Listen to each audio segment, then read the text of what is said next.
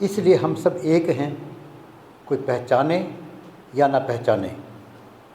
आज हमारे बीच में इकबाल जी बड़ौद से आए हुए हैं, बागपत जो व्याघ्रप्रस्थ वाकई उसका नाम है, जो साथ में डॉक्टर साहब आए हैं, और एक बिटिया कनाडा से भी बताया था कि मेरे को आई हैं। आप हिंदी समझती हैं बेटा? ठीक है, बहुत अच्छा बेटा। बाकी आप सब महान भाव यहाँ पर पधारे हैं, तो आपका बहुत बहुत स्वागत है। और आप सब ये मान लीजिए कि हम सब के ऊपर प्रभु की असीम कृपा बरस रही है, क्योंकि राम नाम की चर्चा के अंदर बिना प्रभु कृपा के कोई व्यक्ति आ नहीं सकता। सत्संग सबसे बड़ा भक्ति का रूप कहा गया है। रामायण के अंदर 9 तरह की भक्ति कही गई है।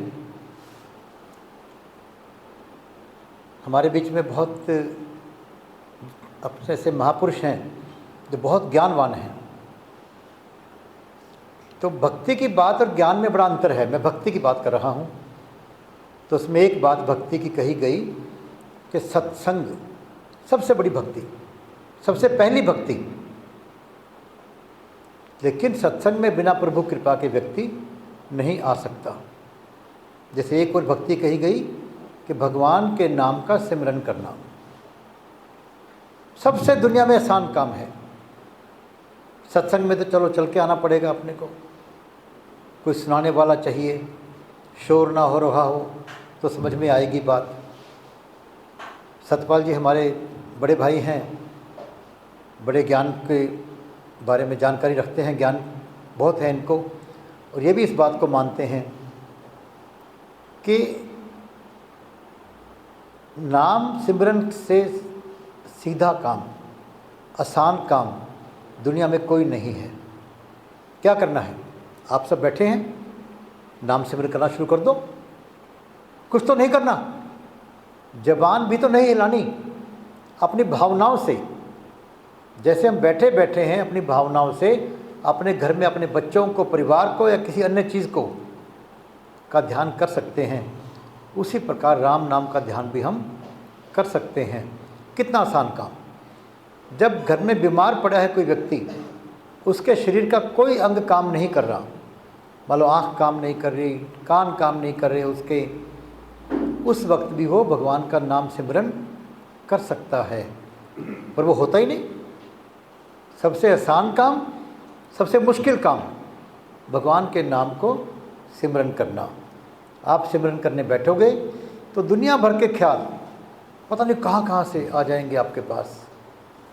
तो सबसे आसान भी है और सबसे मुश्किल भी है ये।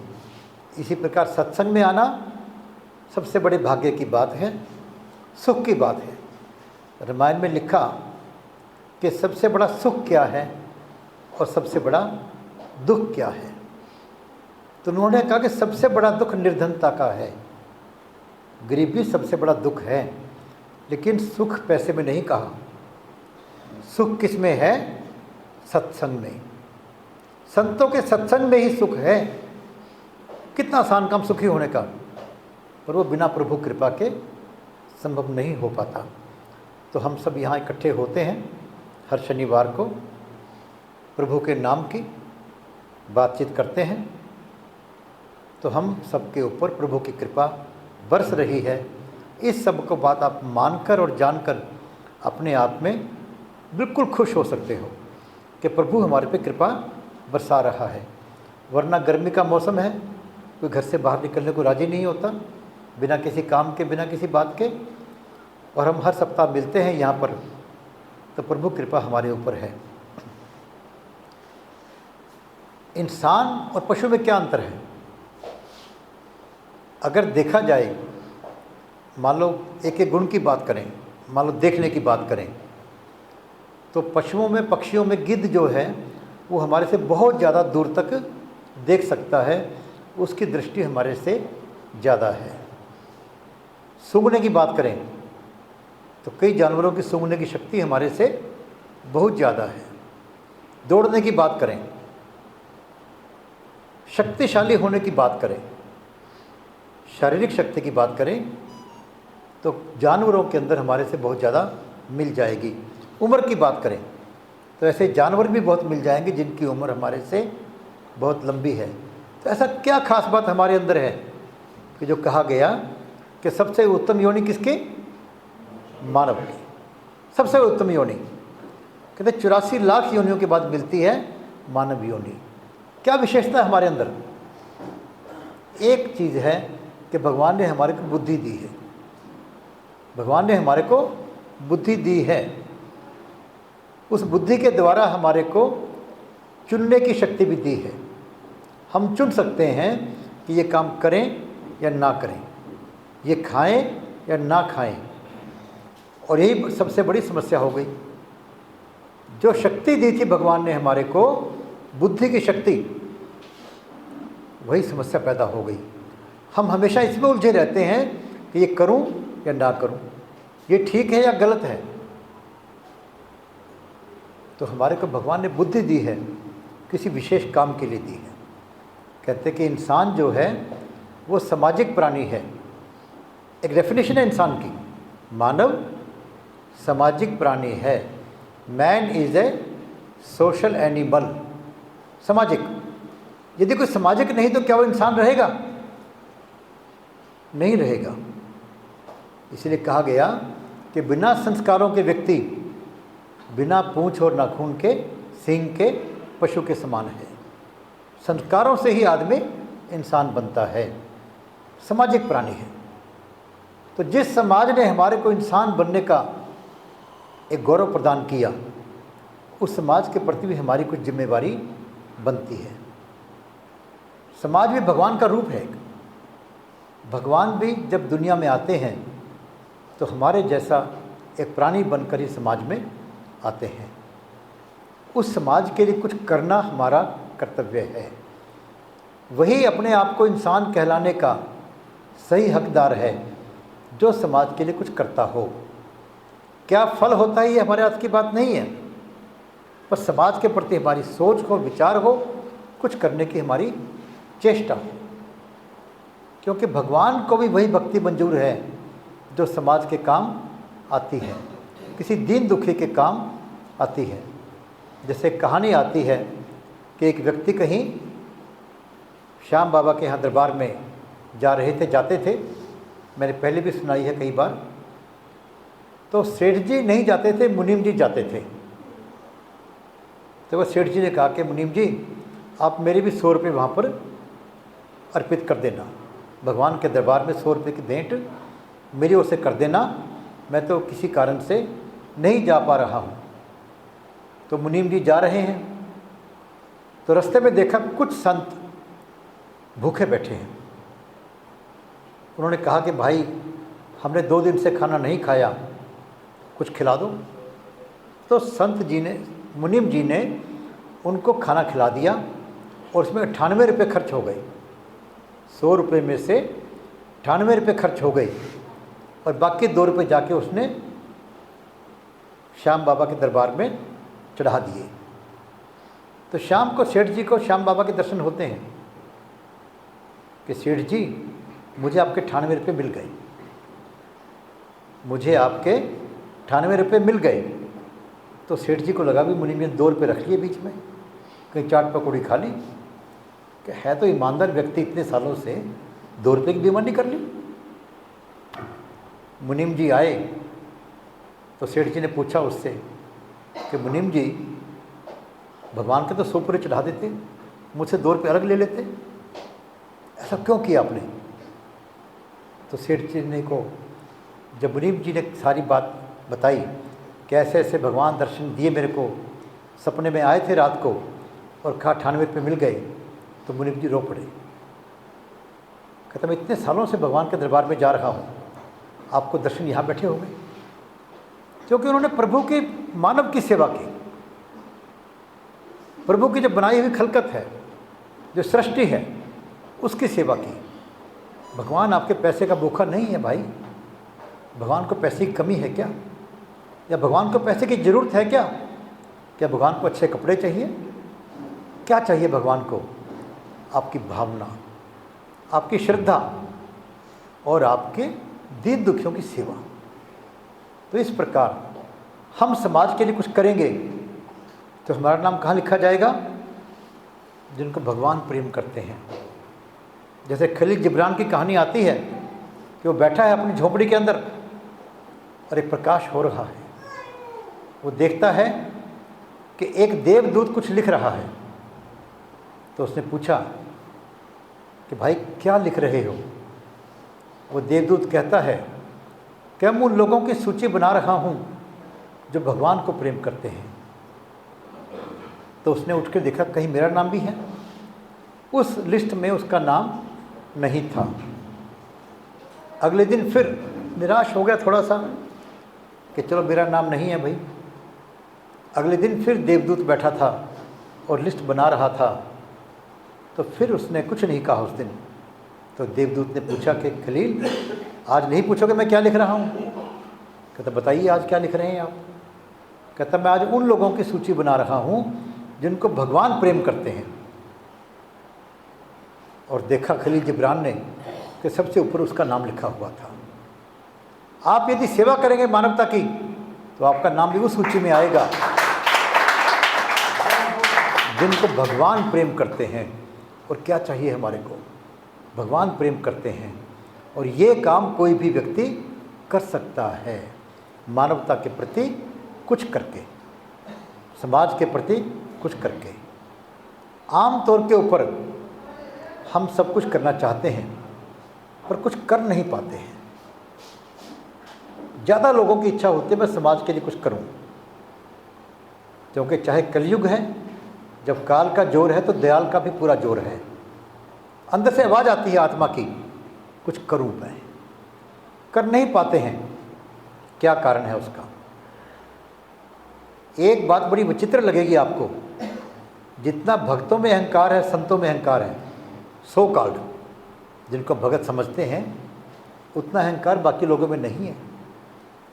कभी जैसे 4 शंकराचार्य हैं उनको इकट्ठे बैठा नहीं देखोगे आप। जितने भी कथा करते हैं उनको बुला लीजिए इकट्ठे कभी 8-10 लोगों को और एक आसन थोड़ा ऊंचा नीचा कर दीजिए, देखो तमाशा। फिर वो सारी शांति की बातें उनकी जो लोगों को भाषण देते हैं वो कि भाई प्रेम करो, अहंकार मत करो, उनका अहंकार देखो आप।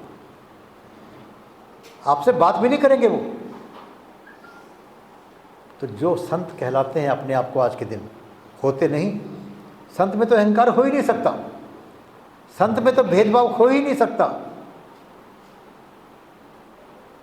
संत चाहे किसी भी जगह पैदा हुआ हो, चाहे किसी भी इज़्म में या किसी भी मत को मानने वालों में पैदा हुआ हो, उसके अंदर ना अहंकार होगा, ना द्वैत भाव होगा, ना द्वेष होगा, ना ईर्ष्या होगी। वो तो पानी की तरह तरल सहज होगा, जिसमें जो मिला दोगे उसका रंग चढ़ जाएगा। लेकिन जो संत कहलाते हैं अपने आप को, जो अपने आप को पंडित और ज्ञानी कहलाते हैं किसी भी ढंग से, उन लोगों की बात करें तो उनमें अहंकार पूरी तरह से भरा हुआ है। और जो अच्छे लोग भी कहलाते हैं, मान लो कि यहाँ महाराजा अग्रसेन हॉस्पिटल बना हुआ है, किस लिए? समाज की सेवा के लिए। कुछ लोगों ने एक प्रोग्राम बनाया कि हम मिलकर समाज की सेवा करेंगे और यह अस्पताल के द्वारा कम पैसे में अच्छा इलाज होगा। इनके इलेक्शन होते हैं, कभी इलेक्शन में देखो इनको कैसे डंडे जूते बजे होते हैं, एक दूसरे के प्रति कंपटीशन। अरे भी सेवा करने में कैसा अहंकार, कैसा द्वेष भाव, कैसी लड़ाई। वो उसको बुरा कह रहा है, वो उसको बुरा कह रहा है। और जितनी भी संस्थाएं हैं बनती सब है समाज की सेवा के लिए, और फिर वो आपके अहंकार का केंद्र बन जाती हैं। अच्छे लोग इकट्ठे नहीं होते, अच्छे लोग इकट्ठे नहीं होते, इसीलिए कुछ कर नहीं पाते। सागर, पूरे सागर के अंदर के, सागर की बूंद के अंदर भी वही गुण हैं, लेकिन एक बूंद आपकी प्यास नहीं बुझा सकती, नहीं बुझा सकती आपकी प्यास। एक चम्मच पानी से आप नहा नहीं सकते। आप यदि बूंदें मिल जाएं तो आपकी प्यास बुझ सकती है। यदि चम्मच पानी से मिल जाएं तो आप बाल्टी भरकर नहा सकते हैं, और बाल्टियां मिल जाएं तो आप खेत को सींच सकते हैं। लेकिन हम अहंकार के वश इकट्ठे नहीं हो पाते, किसी एक धारा पर नहीं चल पाते। व्यक्तिगत रूप से आपको भगवान को पाना है तो आप किसी भी ढंग से तपस्या कर सकते हैं, व्यक्तिगत बात है आपकी। आप राम राम कहो, श्याम श्याम कहो, अल्लाह अल्लाह को, कुछ भी कहो, लेकिन यदि समाज का भला करना है, खेत को सींचना है, तो बूंदों को इकट्ठा होना पड़ेगा। यदि खेत को सींचना है आपको, इसी प्रकार समाज में बदलाव लाना है, तो अच्छे लोगों को इकट्ठे होकर चलना पड़ेगा और किसी एक व्यक्ति को आगे रखना पड़ेगा, चाहे वो योग्य हो या योग्य ना हो। जैसे एक बार एक प्रैक्टिकल दिखाने के लिए कलकत्ता के अंदर हुआ ऐसा कि उन्होंने एक ताबूत से एक लाश निकाली कब्रिस्तान से, एक मीटिंग की, उस लाश को कपड़े पहनाकर प्रधान की कुर्सी बिठा दिया गया कि आज का प्रेसिडेंट ये है, और प्रधान जी को मानकर सारे प्रस्ताव पास कर दिए। पर प्रधान बहुत ज़रूरी है, उसके बिना हम इकट्ठे नहीं हो सकते। और कभी प्रधान की वैल्यू देखनी हो, आइए डॉक्टर साहब, मैं आपको देख रहा था, कहाँ रह गए आप? क्योंकि आप उन लोगों में से हो जो कुछ लेकर जाते हो, वरना बादल तो सबके लिए बरसते हैं भाई। कभी देखना हो कि प्रधान की आवश्यकता क्या है। प्रधान ना को गाइड कह दो, उसको मार्गदर्शक कह दो, उसको निर्देशक कह दो, उसको कुछ भी कह दो उसको। चौराहे के ऊपर बढ़िया कारों वाले, बढ़िया ड्राइवरों के समेत अच्छे अच्छे विद्वान लोगों को इकट्ठा कर दो। 10 कारें यहाँ से आ रही हैं, 10 वहाँ से, 10 वहाँ से, 10 वहाँ से, सारे विद्वान लोग हैं, बढ़िया लोग। आप चौराहे पे पार करके दिखा दो। आप चौराहा पार नहीं होगा आपसे, लाल बत्ती ना हो तो एक अनपढ़ सिपाही आएगा या अनपढ़ व्यक्ति कोई आप में से आ जाए और वो उनको दिशा देनी शुरू कर दे, तो सब वहाँ से चौराहे को पार कर लेंगे, अपने मंजिल पर पहुँच जाएंगे। वो ये नहीं देखते कि दिशा देने वाला अनपढ़ आदमी 8वीं क्लास का है और मैं तो मेरे पास PhD हूँ, मैं तो बड़ा डॉक्टर हूँ, मैं तो बड़ा इंजीनियर एडवोकेट हूँ, मैं कैसे मान लूँ उसकी बात? अरे मैं तो अमीर हूँ, इसकी वजह से तो मेरे पास 20 नौकरी करते हैं, पर उसकी नहीं मानेगा तो वो चौराहा पार नहीं कर सकते वो सारे विद्वान लोग।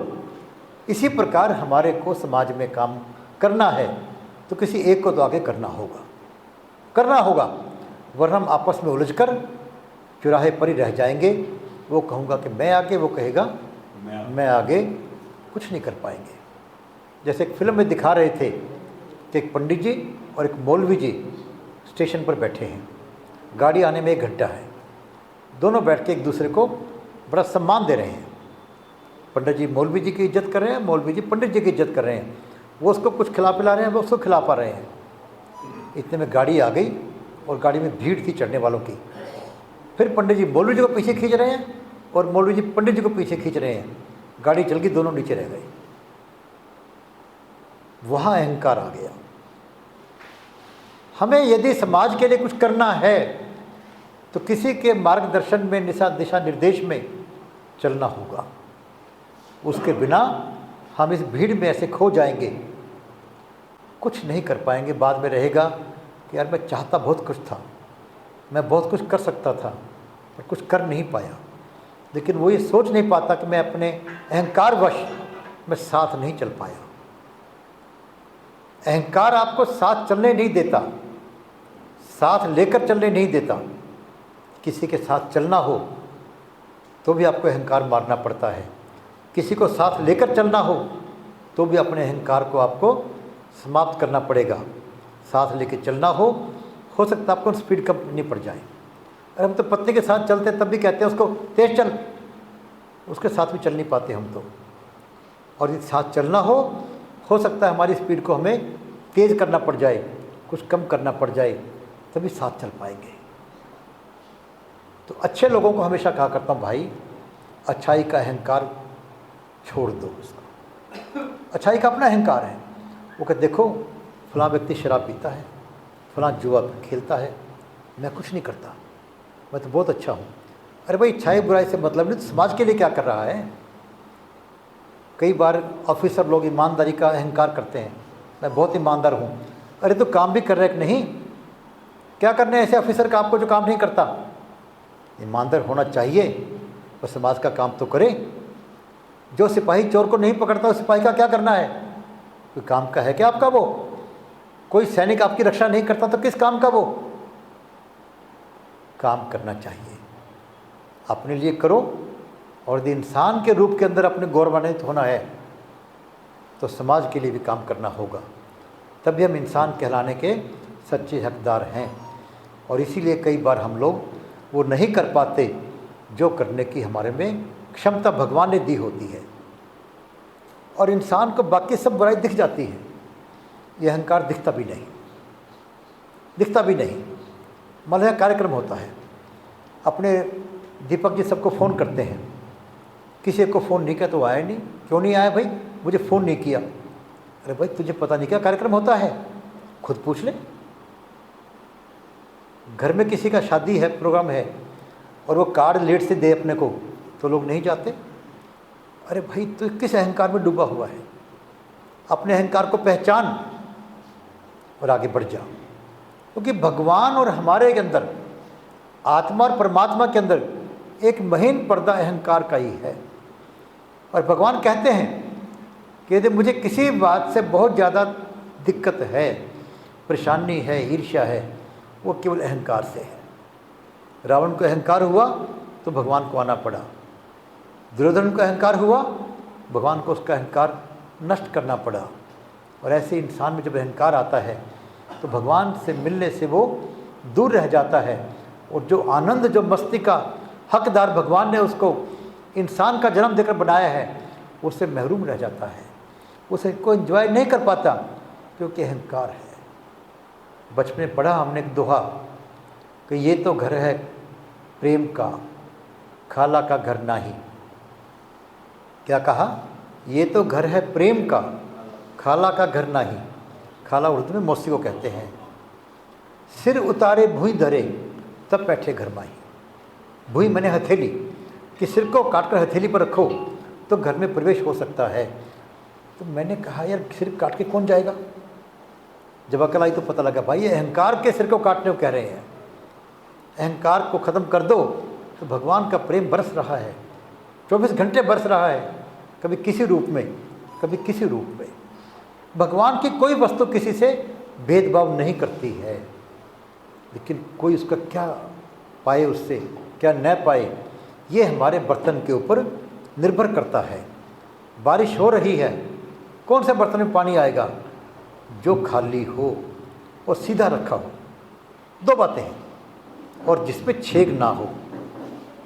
बर्तन में मान लो छेद हैं तो पानी ठहरेगा नहीं उसके अंदर। बर्तन सीधा नहीं रखा, मान लो हमारी सीखने की इच्छा नहीं है, तो कौन सिखा सकता है आपको? अध्यापक जब पढ़ाता है तो सारे क्लास के बच्चों को वो एक ही लेसन पढ़ाता है। ABC, A for Apple, B for bat, सबको पढ़ाता है। ऐसे अनार, आ से आम, सबको पढ़ाता है वो। लेकिन कोई बच्चा फेल होता है, कोई पास होता है, कोई फर्स्ट आता है। इसी प्रकार प्रभु की कृपा सबके ऊपर बराबर बरसती है, किसी न किसी रूप के अंदर। ये आपके ऊपर है कि आप अपने बर्तन को सीधा रखते हो। कई बार हमारा बर्तन पहले से भरा होता है, हम अपने आप के विचारों को निकाल ही नहीं पाते, उसके अलावा अन्य बातें हम सुन ही नहीं पाते। कहते नहीं, वो दिमाग में बात आ जाती है, तो फिर भी आपके बर्तन में वो अमृत नहीं आएगा जो बरस रहा होता है। वो तभी आएगा जब बर्तन को खाली करके देख पाएंगे, हम लोग रख पाएंगे। तो अपने जीवन को, अपने हृदय को, अपने विचारों को, मस्तिष्क को जब खाली करके जाएंगे कहीं, तभी कुछ नया लेकर आएंगे। यदि पहले से भर रखा है हमने अपने मन को, अपने दिमाग को, तो कोई नई बात भी उसके अंदर आ नहीं सकती। गुरु चाहे कुछ भी कर ले, टीचर चाहे कुछ भी कर ले, सीखना हो तो शिष्य बनना जरूरी है। गुरु ना हो तो भी व्यक्ति सीख सकता है। उदाहरण एकलव्य का, जिसने गुरु ने कहा नहीं सिखाऊंगा, तो पत्थर की मूर्ति बना के, मिट्टी की मूर्ति बना के उसने सीख लिया। और जिन्होंने आविष्कार किए उनको किसी गुरु ने सिखाया नहीं। एडिसन ने बिजली का आविष्कार किया तो किसी गुरु ने सिखाया नहीं उनको, लगा रहा वो, और प्रभु की कृपा उस पर होती रही। प्रभु कृपा करने को तैयार हैं, अपना हृदय तो बनाओ तैयार करने को, उनको सुनने के लायक, उनको आसन तो तैयार करो अपना। वो हमेशा तैयार हैं, हम नहीं कर पाते हैं। और कारण क्या? अहंकार। अहंकार ज्ञान का, अहंकार अपनी सुंदरता का, अहंकार अपने पैसे का, अहंकार अपनी कुर्सी का, पता नहीं किस बात का अहंकार। हर व्यक्ति कुछ ना कुछ अहंकार अपने में लिए बैठा है, और उसी अहंकार के कारण वह व्यक्ति कुछ नहीं कर पाता। सभी धर्मों के संतों के अंदर एक गुण विशेष मिला है, उनमें किसी में अहंकार नहीं था। बहुत सहज थे वो, बहुत सरल थे वो। जहाँ बिठाया बैठ के, जो कहना कह दिया। कपड़े अच्छे हुए तो पहन लिए, वैसे हुए। जो मिल गया खा लिया, जो मिल गया पहन लिया। संतों का एक ही गुण विशेष था। संत की पहचान क्या है? वो दूसरे के भले के लिए कष्ट सहते हैं, और कोई पहचान नहीं है दूसरे के भले के लिए। जैसे आप सब ने सुना होगा कि एक नदी में एक बिच्छू बह रहा है, और एक संत जा रहा है तो अपने हाथ से बिच्छू को बाहर निकाल रहा है। तो बिच्छू ने डंक मार दिया उसको, और बिच्छू फिर गिर गया। तो संत ने दूसरे हाथ से निकालना शुरू किया। तो एक ने कहा कि संत जी क्या पागल हो गए क्या, पता नहीं बिच्छू डंक मारेगा। संत ने कहा, अरे भाई, ये एक जानवर होकर, बिच्छू होकर अपना स्वभाव नहीं छोड़ता। अरे मुझे तो भगवान ने इंसान का रूप दिया और संत बना दिया। मैं कैसे छोड़ दूँ अपनी आदत को, मैं कैसे छोड़ दूँ अपने स्वभाव को, मैं कैसे इसको ना बचाऊँ। मैं ये डंक मारता रहेगा, मैं इसको बचाता रहूँगा। संत का स्वभाव तो ऐसा ही होता है, हर जगह होता है। तो हम सब विचार करें कि आप सब यहाँ आते हैं, हम सब मिलते हैं, तो प्रभु की कृपा है, हमारे मन में प्रभु की प्रेरणा है। मैं हर बार अंत में भगवान से ही प्रार्थना करता हूँ कि हे प्रभु, हमें अच्छे कार्य करने की प्रेरणा दो, अच्छे कार्य करने की प्रेरणा दो, और अच्छे कार्यों में सफलता दो। हमेशा भगवान से प्रार्थना करके ही मैं अपनी बातचीत का समापन करता हूँ। तो आप सबसे मेरा निवेदन रहता है, चलिए थोड़ी सी कविता की बात भी सुना दूंगा। इकबाल जी ने कहा है, मैंने एक बार 2 अक्षर लिखे थे, तो इकबाल जी तो खुद बड़े कवि हैं, इनको पसंद आए, और मैं अपने मित्रों का आग्रह तो कभी टालता नहीं। जैसे नंद किशोर जी हमारे कुछ कहते हैं तो मुझे मानना ही पड़ता है इनकी बात को, दीपक को। हम फर्क करते हैं, इंसान ने कोई फर्क नहीं किया।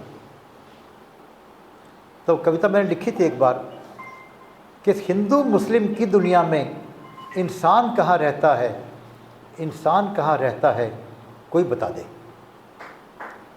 हम अपने आप को इंसान मानते ही नहीं। कोई आपको कुछ मानता, कोई क्लर्क मानता, कोई अफसर मानता है। इस हिंदू मुस्लिम की दुनिया में इंसान कहाँ रहता है, कोई बता दे। उसका एक पैरा सुना रहा हूँ लास्ट में कि विज्ञान आगे बढ़ आया, सबको उसने दिखलाया, कौन खून ए या बी है, सबको उसने बतलाया, पर हारा वो ना कह पाया, खून कौन सा हिंदू का है, हारा वो ना कह पाया, खून कौन सा मुस्लिम का है।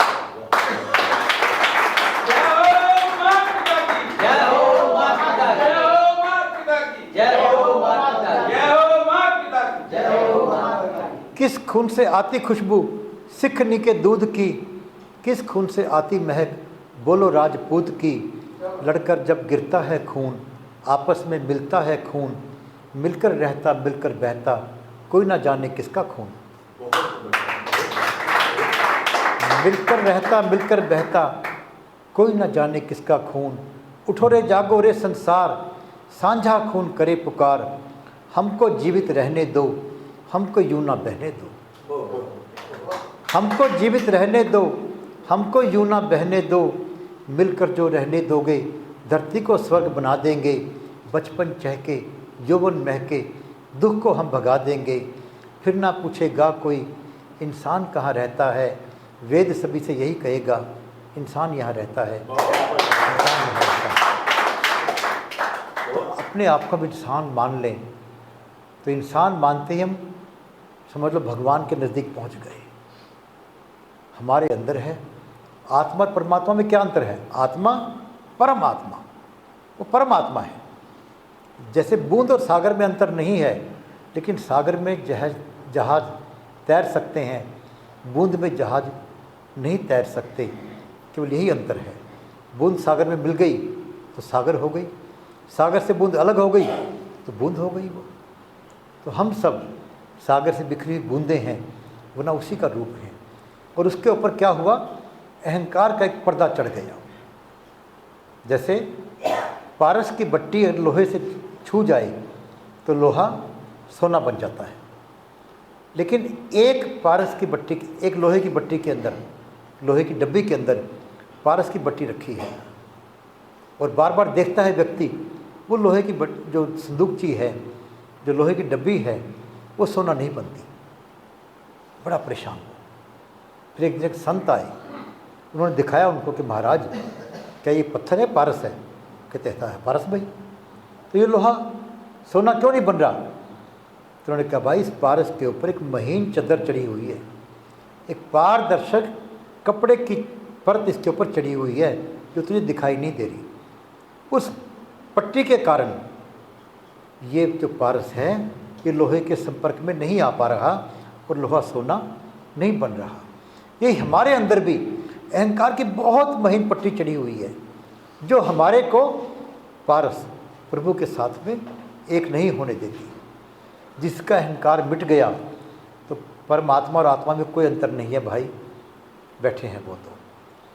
तो हम सब दुनिया के अंदर आए हैं, इंसान के रूप में जन्म मिला है, और समाज के लिए कुछ करने की इच्छा हम सब में है, तभी यहाँ सब बैठकर बात करते हैं। तो मेरा निवेदन है हम सब मिलकर कुछ करें, मिलकर कुछ करें, अलग अलग ना करें। और क्या करें, क्योंकि हमारा मुख्य उद्देश्य क्या होना चाहिए। दुनिया के गोल सबके अलग अलग हो सकते हैं, लेकिन एक गोल ऐसा है जिस पे सभी सहमत होंगे, वो है कि सभी सुखी रहें। कोई कहता है जी मैं सुखी रहूं वो दुखी रहे, इस गोल को लोग नहीं मानेंगे। पूरी दुनिया के अंदर जितने भी इंसान हैं वो इस गोल पे सहमत हो जाएंगे कि सभी सुखी रहें, मैं भी सुखी रहूं, आप भी सुखी रहो। और ये गोल प्राप्त कैसे किया जाए?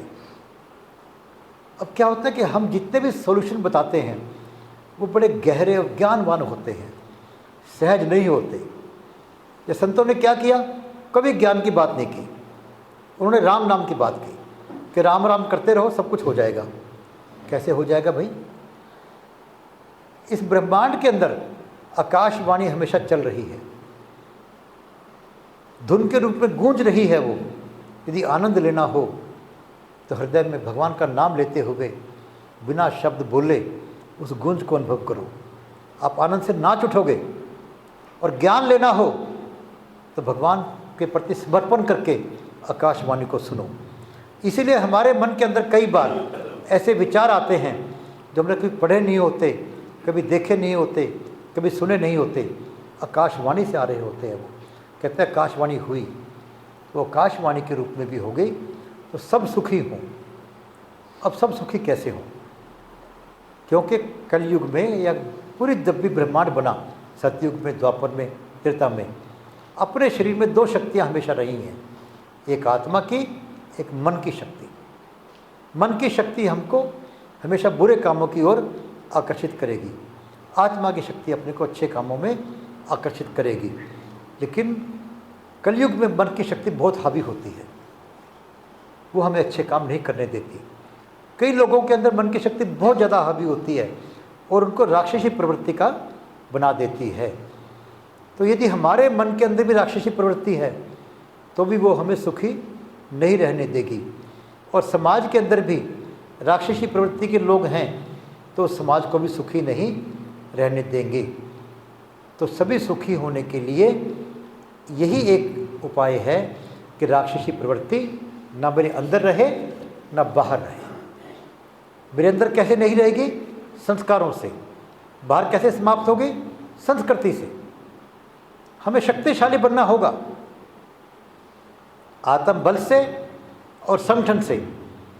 आत्म बल से शक्तिशाली बनेंगे, हम अपने अंदर की बुराइयों के, अपने अंदर की राक्षसी प्रवृत्ति को दबा पाएंगे, जीत पाएंगे, हरा पाएंगे। और समाज शक्तिशाली होगा, संगठन होगा तो बुरी व्यक्ति शक्तियों को राक्षसी प्रवृत्ति वालों को वो समाप्त कर पाएगा। तो श्री देवालय संघ का उद्देश्य एक लाइन के अंदर हम हर बार रिपीट करते हैं, और हमें घर में हर रोज़ इस बात को रिपीट करना चाहिए कि हमें इस समाज से राक्षसी प्रवृत्ति को समाप्त करना है, और उसके लिए हमें शक्तिशाली बनना है। शक्तिशाली बनने के लिए आत्मबल और संगठन दो ही उपाय हैं। आत्मबल के लिए संस्कार और संगठन के लिए संस्कृति, ये माध्यम हैं। और संस्कार के लिए हमने एक मूल मंत्र भगवान ने दिया। क्या मूल मंत्र है वो? जय हो माता पिता की। सभी बोलेंगे जय हो माता पिता की। जय हो माता पिता की। कितना आसान मंत्र है, कोई अकल नहीं चाहिए, कोई ज्ञान नहीं ज़्यादा चाहिए।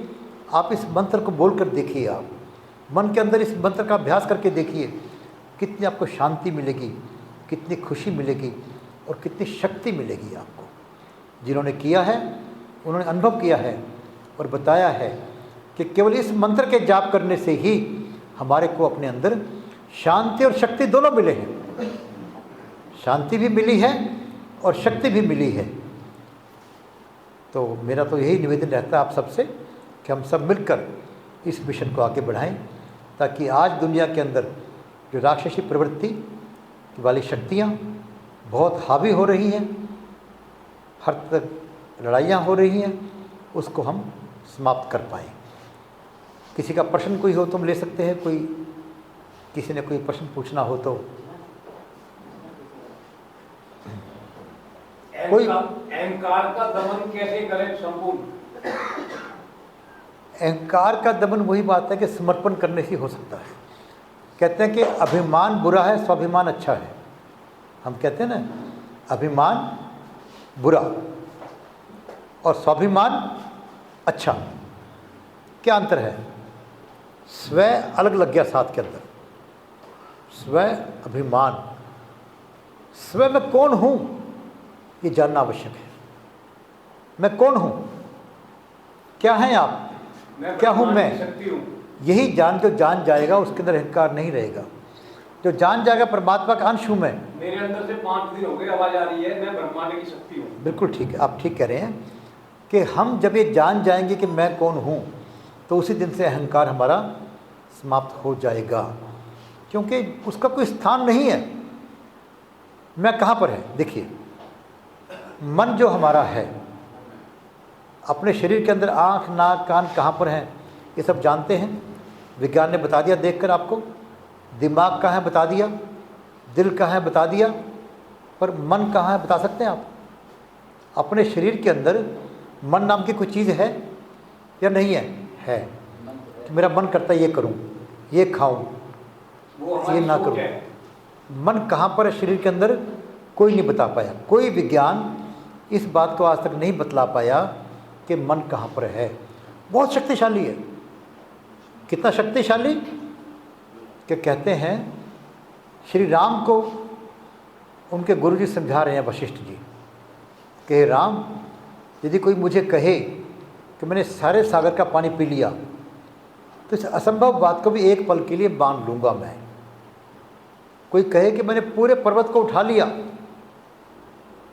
तो इसको भी मान लूँगा, पर कोई कहे मैंने मन को जीत लिया, ये मानना मुश्किल है। कहते हैं इतना शक्तिशाली मन। कहते हैं मन जीते जग जीत। जिसने मन को जीत लिया, जग को जीत लिया, उसका स्थान नहीं पता, उसके आगे आत्मा है। तो जिस व्यक्ति ने जान लिया मैं कौन हूँ, मैं एक आत्मा हूँ, परमात्मा का अंश हूँ, तो उसका तो कोई स्थान है ही नहीं। ना उसका कोई वजन है, ना उसका कोई माप है, ना रंग रूप है। तो अहंकार कहाँ से आएगा? अहंकार तो दिमाग से आएगा ना आदमी का। जो आदमी ने जान लिया कि मैं कौन हूँ, मैं उसका अंश हूँ, तो अहंकार तो किस चीज़ का आता है? कभी ज़्यादा पैसे का, कभी कम पैसे का, कभी ज़्यादा ज्ञान का, कभी कम ज्ञान का, कभी ज़्यादा सुंदरता का, कभी किसी बात का। अहंकार जब मैं जान लेगा कोई व्यक्ति, तो उसमें अहंकार आ ही नहीं सकता। जैसे लोग बोलते हैं बहुत ज़्यादा, जिसको थोड़ा सा भी ज्ञान हो जाएगा, पहचान लो, वो कम बोलना शुरू हो जाएगा, क्योंकि ज्ञानी जानता है मुझे पता ही कुछ नहीं है। जो कहता है मुझे पता है, उससे कुछ नहीं पता। जो ये अहंकार करता है कि मुझे ज्ञान है, मैं जानता हूँ, वो कुछ नहीं जानता। जो कहता है मैं कुछ नहीं जानता, वो कम से कम इतना तो जानता है मैं कुछ नहीं जानता, इतना तो जानता है। और वास्तव में देखेंगे आप, जितना आप पढ़ते जाएंगे, मान लो विज्ञान में आगे जाएंगे, आपको लगेगा तो वो और विराट है, और विराट है। अरे मैं तो समझता था जानता हूँ, अब तो मालूम पड़ा मैं कुछ भी नहीं जानता। इसीलिए मैं यहाँ पे आके ज्ञान की नहीं, भक्ति की बात करता हूँ।